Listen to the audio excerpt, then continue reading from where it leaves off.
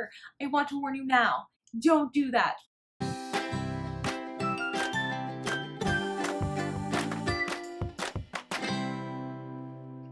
Hello everyone, welcome back to my channel. My name is Riley K. Jones. I'm a writer, teacher, and author tuber, and today we're going to talk about character development and how to develop your character from beginning, when you just have that great idea, till the end of your project. I know what you must be thinking.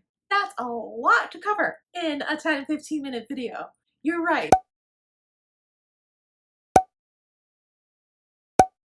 So we're just going to be kind of going through some basic tools of the trade, not like every single step that you need to take, but just kind of inklings and moments and things to keep in mind when you are drafting your character, to when you are writing your draft, to the end of your project. So the first thing that you should be doing before you even go and start writing is at least have a general idea of who your character is. What is their backstory? There are so many things that you do need to know about your character before you can just jump in and go into everything.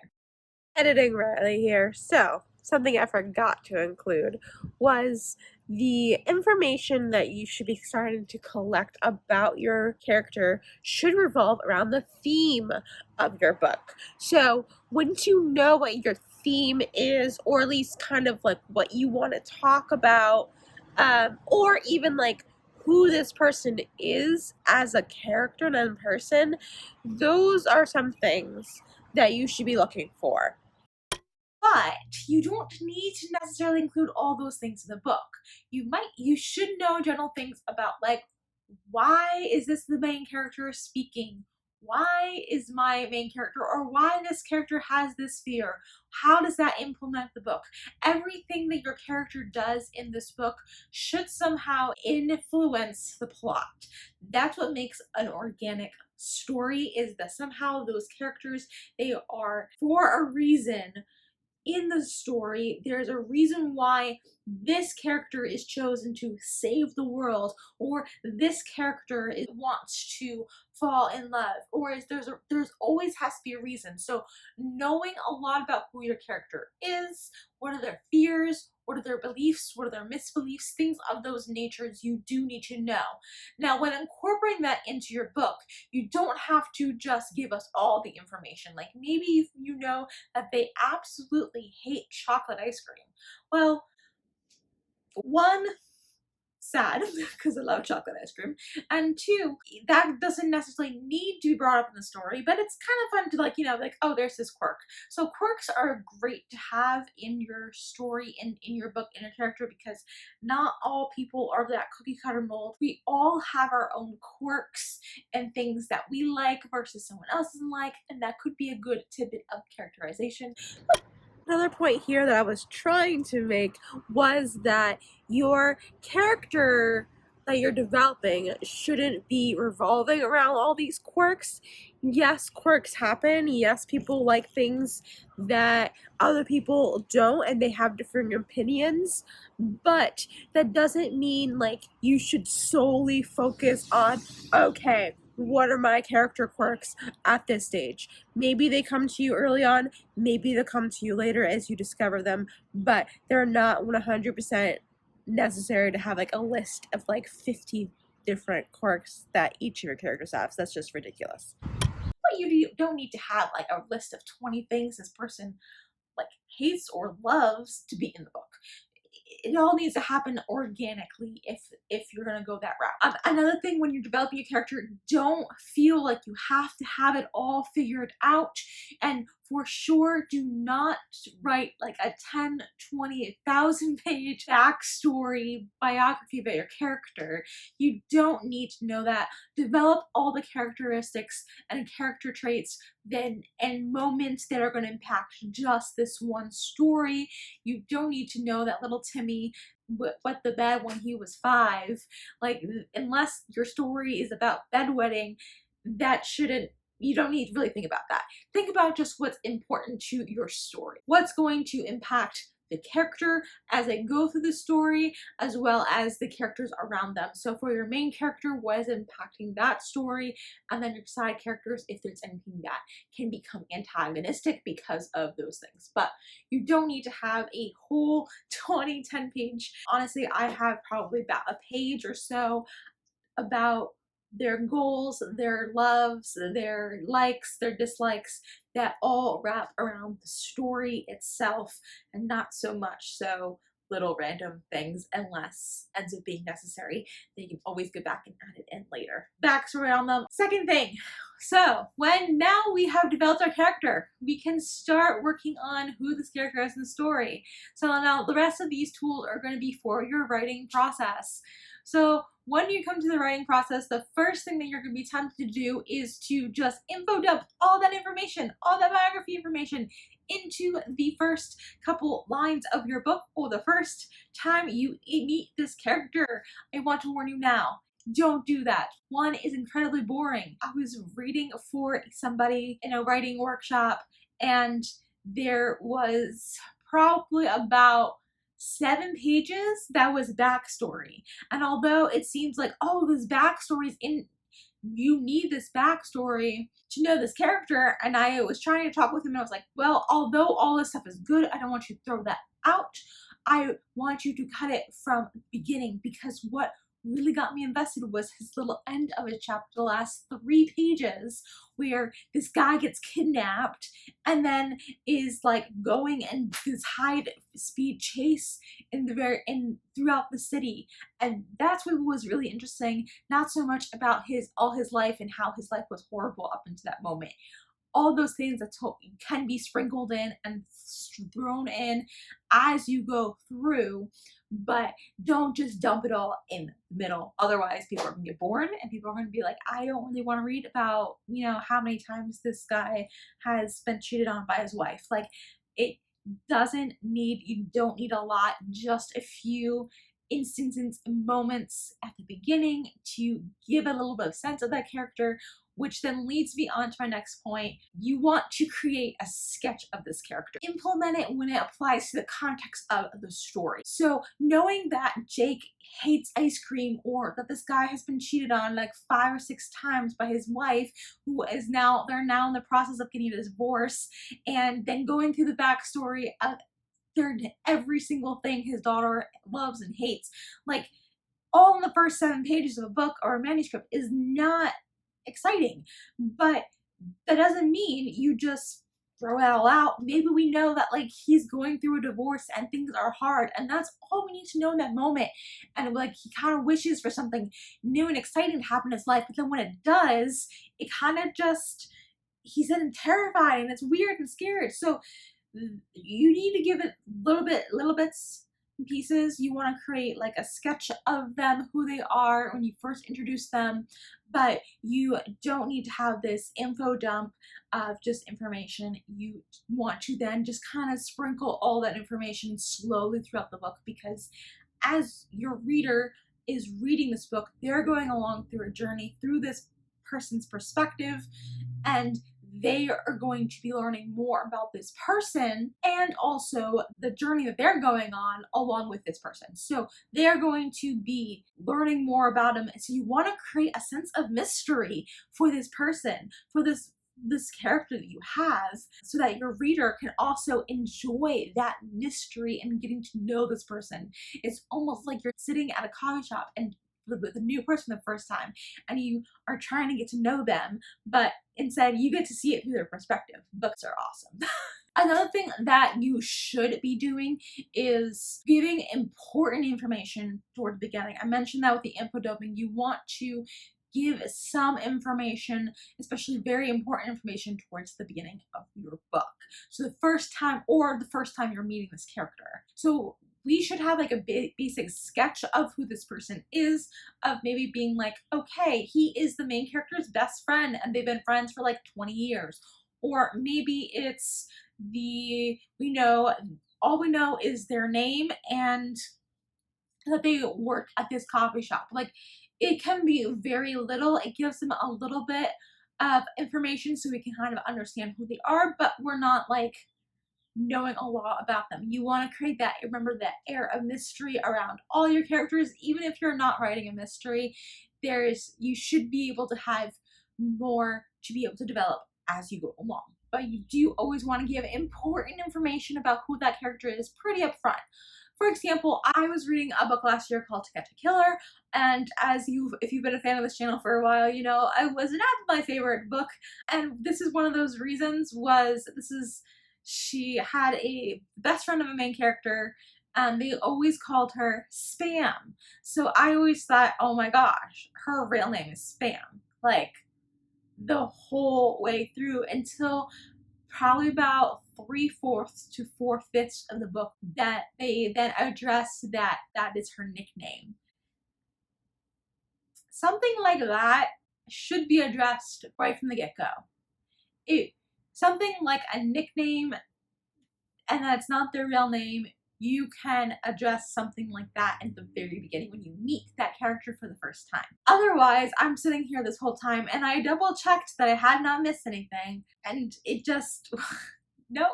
It was like, oh, her name is Spam, and I was like, well, that's interesting. What kind of a parent names their child Spam? And that's all I keep thinking about. I'm like, oh my gosh, what a weird situation. And her name was really just Samantha, which makes much more sense. But it was very jarring then to learn that later in the book, because it wasn't like a big reveal or a big secret. It just was like, oh, by the way, her name was Samantha. Like, when you are trying to get to know a character for the first time, you need to have that information, unless it's like something that you're playing off of later. Like, you're doing a misdirect here because of something later. That makes more sense, but that's not what this author was going for. So it failed utterly, and it was very jarring and awkward. Another tip to include is to keep everything pretty natural. So especially if you are using dialogue to reveal information, it's always a great way to reveal new information through dialogue. But it is a common error to give details that a character or the characters who are speaking with each other that the reader might not know, but they obviously know each other. Like, for example, you might be like, oh, hey, how's your brother Jake doing? I heard he was doing this. Unless they're like, they haven't seen each other for 5 years, like, most people don't talk that way, especially if they're like their best friends and they're seeing each other every day. But when you're going through, you want to keep it natural. Listen to the way people actually talk with each other. I've seen way too often, especially in first manuscripts, especially in novice writing, and sometimes even published writing, or cheesy Hallmark films, where they give details that, yes, are important for the reader or the viewer, but it's so awkward and it becomes cheesy because it's not natural. I was reading a webtoons where the main character stated the following: what? Is she crying? I've never seen her cry since our parents died nearly 10 years ago. Let's break it down a little bit. We're just kind of becoming too telly in our dialogue. That's the problem, is it's too telly. We're just trying to get as much background information as possible, and it ends up being awkward because no one, even like if this character was thinking this, like, you don't think like that. It's jarring to a reader being like, that's really telly, it's in your face. So another way to write this would then be the following: she's crying. Why would she be crying? She almost never cries. Then possibly the MC can go further, listen in, or see her cry. Maybe it's crying more than expected, and then they make another note. Like, I haven't seen her cry this much since mom and dad died. And that's too, something like, even that little like flipping of perspective, like most people won't think like, I haven't seen her cry since our parents died. That's kind of like awkward. Like, no, you don't think about your parents as our parents. You just think of mom and dad. Like, so I haven't seen her this cry since mom and dad died. Makes it more intermediate, makes it more, you're still conveying important background information, but now it seems natural and more thought-provoking, and like it's more logical and natural way of communicating that same information. And then another way to step this further is maybe you can then give some time reference. It's like, oh, it's been 10 years. Like, so maybe it's been 10 years since the parents have died, and you can add like, I haven't seen her cry in 10 years, not since mom and dad died or something like that. You're now communicating a variety of things to your audience. One, character development. The crier doesn't cry a lot and therefore could be an emotionally strong person. Two, something big must have happened in order to make this character cry. So you're communicating a sense of mystery and suspense. And three, the characters are siblings. If that hasn't already been established, their parents have passed away for at least 10 years. And a given time, it's been 10 years since this has happened. So there is an establishment of all those things. The give and play between the noticing the crying and the amount of crying and the main character's commentary of it communicates a lot at once to your readers in a very short amount of time in a very natural way. We are picking up on a lot of more information, and it's not telly, it's just not in your face, it's not bogged down, it's just short, punchy, and natural logical possession. So a positive example would be kind of Mr. Darcy from Pride and Prejudice. We get just enough information about who he is in the very beginning of the story, so we know who he is, but there's an element of mystery about him that we don't know everything about him, and like Lizzie, maybe make a snap judgment towards him, and we paint him in this way, but as we go along, the author is revealing little bits more of information that sways our perception of Mr. Darcy, and then we find out he's actually a wonderful person. Like, think of it like that, where like you want to plant little bits of information in there at the beginning to have a desired result. You want to make sure all this information then also is going to be somehow connecting throughout the entire story in its integrity. And as you're going along, it's like you're planting these little seeds of information that's super important, and then through the story you are watering them, you're growing them, and at the end they should bear fruit. So think of character development like that. You are planting seeds and you want them to then have fruit and grow at the end of the book. Whether that is, oh, this character needs to make a change in their life, or oh, I'm hinting at elements of this awesome twist that I have, or you have just a character quirks and information that really helps and makes you actually love a character rather than hate a character, or vice versa, maybe begin to hate a character like Mr. Wickham because of things that you thought you knew about this person and end up not liking in the end. So those are ways that you can implement character development into your writing, from the development of your ideas of your story all the way throughout your writing, whether you are drafting or revising. Think of those things. And now it's time for some homework. If you want to study more about character development in a short amount of time, and you're like, I don't have to read like 20,000 books or anything like that, or even like big long books, look at some of O. Henry's works, short stories like The Gift of the Magi, After 20 Years, Ransom of Red Chief, The Last Leaf. He creates character development, and he also creates plot twists really well, where when you read it for the first time, you're picking up clues, you find there's a twist, you're like, oh my gosh, that's so cool. But then when you go back and you read it, you see that those hints and foreshadowing are there all along, and it really helps the character development in a short amount of time. So if you're looking to want to have a case study and read about some character development, I really highly recommend O. Henry's short stories for that purpose. Another thing too that you could look into is Story Genius by Lisa Cron. She has done a fabulous job with developing character and making sure that your characters are well put together, and then you are explaining that information in your books. Thank you guys so much for watching. If you like this video, please make sure to give this video a nice big thumbs up, which lets me know and the algorithm know that you like videos like this one. And if you haven't already, click subscribe. I release new videos on all things writing and reading every Thursday. Thank you guys so much for watching. Keep writing, keep reading, and stay creative. Bye!